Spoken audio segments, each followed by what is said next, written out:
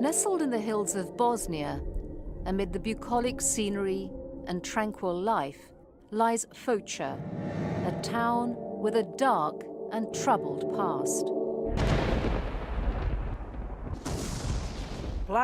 I can still hear the walls crying out with the echoes of mothers and children pleading and begging not to be taken. What happened to this woman, 53-year-old Unisa Salcinovic, is the story of pain, loss, and memories so horrific they last a lifetime. The story of how the trauma of war can haunt its victims long after the brutality has stopped. Unisa grew up in Foča, spending summer days by the river. Those were the most beautiful childhood days. Growing up carefree. She studied social work, learned to dance, and fell in love with a childhood friend. They married and had 2 daughters. He was a really beautiful person. This was a man who laughed day and night. Someone who never in his life was angry. He was so happy. And so was she. She had family, friends, and a job she loved at this hospital. When these photos were taken, I could never have imagined the catastrophe that was about to happen. Neither could her husband, who was certain his multi-ethnic town of Foča, where people lived together peacefully as neighbors, would be immune to the violence sweeping other parts of Bosnia. No, he said, we won't flee. This is our Foča.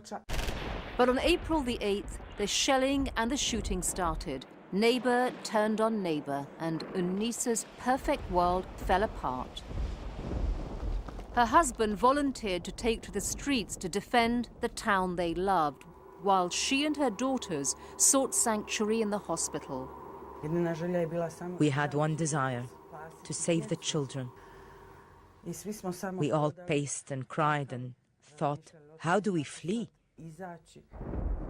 We were all terrified. 10 days later came the news she'd feared. Her husband was captured, held with hundreds of other men in Foča's prison, now in the hands of the enemy. A month later, she got to see him. They were given only 5 minutes. When I saw him in the hall, he was no longer the same man.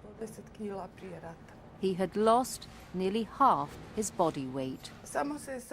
He whispered in my ear for me to escape the town. He leaned in to tell me that and to kiss the children. Then the warden told him to step away from us, and the warden turned to watch on the clock exactly 5 minutes. She was then forced to leave. That was the last time we saw him. Meanwhile, other terrible things were happening in Foča. Women and girls, mostly Muslim, some as young as 12, were being rounded up and imprisoned in houses in the hills, like this one, where they were often gang-raped and tortured. Hundreds of others were detained here, at Partizan, a sports hall before the war. Partizan now became a kind of makeshift rape camp, a place that soldiers came day and night to pick their prey. As for Unisa and her children, they were now taking cover here in this apartment building. That beautiful balcony on the top was the apartment of my parents. But there was no safety here. A man who worked with my husband came and raped me for the first time. Her husband's former colleague, now a Serb soldier, came to the apartment routinely, often raping her, with her parents in the next room. It is a spiritual pain.